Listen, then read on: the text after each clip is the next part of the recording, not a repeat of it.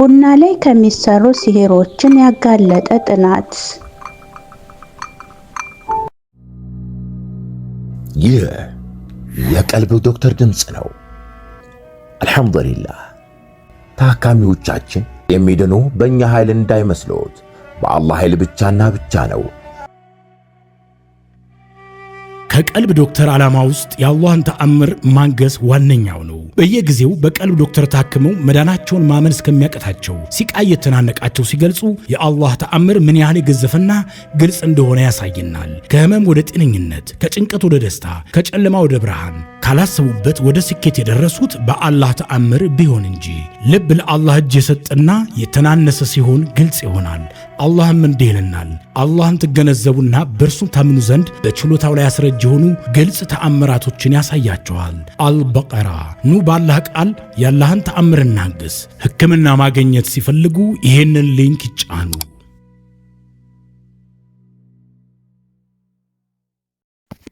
አሰላሙ አለይኩም ወራህመቱላሂ ወበረካቱሁ። ውድና የተከበራችሁ የቀልብ ዶክተር ቤተሰቦቻችን እንደምን ከረማችሁ? በያላችሁበት የአላህ እዝነት ጥበቃው ኃይላችሁ ያልኩኝ ዘወትር ሐሙስ ወደ እናንተ እንደተለመደው ይዘንላችሁ የምንቀርበው በቀልብ ዶክተር ኡስታዞች የተለያዩ ጠቃሚ ትምህርቶችን፣ ጥናታዊ ጽሑፎችን፣ መጣጥፎችን የምናቀርብበት ቀን ነው። ለዛሬ እጅግ በጣም አስፈላጊ አንገብጋቢ ማወቅ መማር ያለብን ትምህርት ወደ እናንተ ይዤላችሁ ቀርብ ያለው ቡና ላይ ከሚሰሩ ሲህሮችን ያጋለጠ ጥናት በሚል ርዕስ ክፍል 3ቱን ወደ እናንተ ይዤላችሁ ቀርብ ያለው። ክፍል 1 እና 2ን የሰማችሁ መቼም በጣም የሚያጓጓ ትምህርት እንደሆነ እህታችን ምን ገጥሟት ይሆን እንግዲህ ቡናዋ ላይ ያ ነገር እየደረሰባት ያለው የሚለውን የሚያጓጓ ክፍሎች ላይ እንደቆመ ተስፋ አረጋለሁኝ። በጉጉት እንደምትጠብቁም ባለሙሉ ተስፋ ነኝ። ኢንሻአላህ ዛሬ ክፍል 3ቱን ወደ እናንተ አቀርብላችኋለሁ።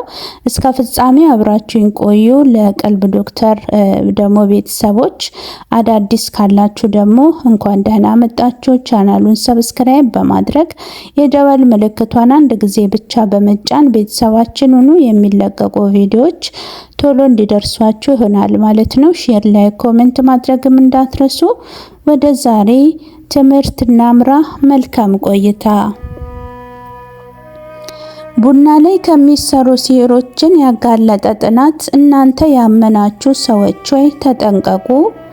ጥናታዊ ጽሑፍ በኡስታዝ አቡ ሐምዛ ክፍል 3። ጎረቤቷ ሙስሊም ብትሆን ባናገርኳት ነበር፣ ግና ጉዳዩን በይደር ይዘነው እኔም እንደምተባበራት ገልጬ ከዚያ በፊት ግን ሁሉን ነገር መስመር ይይዝ ዘንድ እኔም ያግዘኝ ዘንድ እርሷ የቀልብ ዶክተር ኡስታዞች ጋር ሕክምና መጀመር እንዳለባት ከፕሮሰሱ ጋር አስተዋውቄ ሄድኩኝ። ልጅት ኡስታዞችም ባናገረች 3ኛው ቀን ላይ በእርግጥም ሲህር እንደተሰራባት ልታውቅ ቻለች። በሕክምናው አልሐምዱሊላህ ብሎም ሷሂሯ ጎረቤቷ እንደሆነች ተደረሰበት። ታዲያ በሪዝቋ ላይ የተደረገው ሲህር እንዴት ሊሆን ይችላል ብለን ምርምር በምናደርግበት ሰዓት የእርሷ ጀበና ሁሌ የሚቀመጠው ማድ ቤት መሆኑን ጠቆመች። ማድ ቤቱ ሲፈተሽ ደግሞ ከጀርባ በኩል የተንጋደደ ውሻ የሚያሳልፍ ቆርቆሮ እንዳለው ተመለከትኩ። ቤቱ አሰራሩ እንደ መንደር ቤቶች ቀለል ባለ መልኩ በጭቃና በቆርቆሮ ነውና በዚያ በኩል ሰው ቢገባ ያስታውቃል። ሸረሪቶቹ ይነርሱ ነበር ብለን ደመደምን። ይሁንና ለጥናቱ ስል እዚያ እርሷ ዘንድ ማደር ነበረብኝ። በዚሁ አጋጣሚ አላህ የሚወደው ሷሊህ የሆነ ባሏ በሁኔታው ላይ በጣም ተባባሪ ነበር። ቤቱ አድሬ ሌሊት 9 ሰዓት አካባቢ ማድ ቤቱን ልጎበኝ ሄድኩኝ። በሞባይል መብራት በደንብ አድርጌ ቦታውን ቃኘሁት። ምንም ነገር የለም።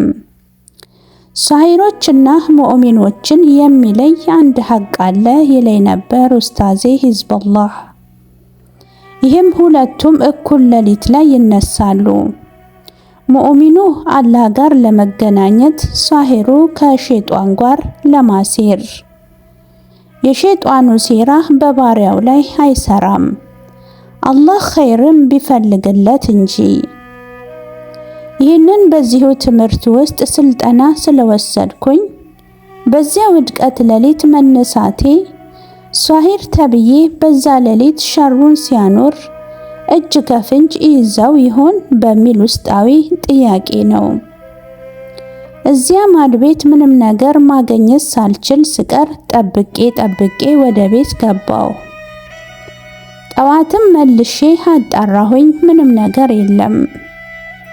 ያለው አማራጭ እዚያው ማድቤት አመቻችቼ ማደር ነበር።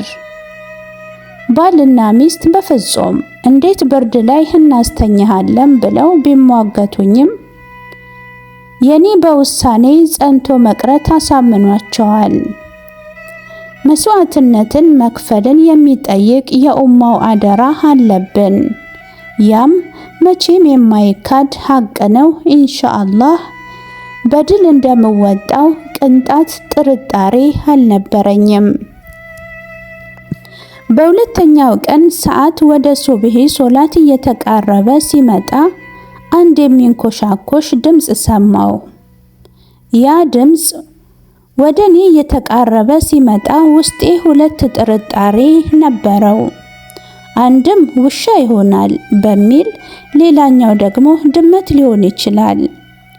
ግና ደግሞ ጥርጣሬ ልክ አልነበረም። አንድ ረጅም ዘንግ ወይንም የቤት መወልወያ እንጨት በዚያ ቀዳዳ ውስጥ ሲሾልክ አየሁት። በዚያ ሰዓት ለካንስ ሳሂሯ ነበረች። ሁኔታውን ትንሽ ራቅ ብዬ ዝም ብዬ መከታተል ጀመርኩኝ። ብዙውን ጊዜ ይህ አይነት ሲህር የሚተገብሩ ሰዎች አስማትን ይጠቀማሉ። አስማት ሲባል ብዙ አይነቶች አሉ።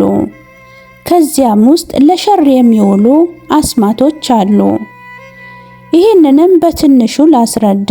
ለምሳሌ አንድን ሰው ሙሉ ለሙሉ ለማደንዘዝ ከእንስሳት ላይ መርዞችን በማውጣት ይጠቀማሉ። አንድ ቦታ ላይ ትሎችን አሊያም ባዕድ ነገሮችን ለማብዛት የሆኑ የሚባዙ እንቁላሎችን ከሲህሩ ጋር ይጠቀማሉ። አንድን ሰው ጤናውን ለማወክ ሜርኩሪና ሌሎችንም አይነት ነገሮችን ምግቡ ላይ ከሲህሩ ጋር ይጨምራሉ። ሳሂር ሲባል ዝም ብሎ ቁጭ ብሎ ጅኖችን የሚያዝ ሰው ሳይሆን ወንጀለኛ፣ የወንጀሎች ሁሉ ማስተር ማይንድ ነው። ወደ ጥናቱ እንመለስ። ቀጣዩ ክፍል በሚቀጥለው ሳምንት ይቀርባል።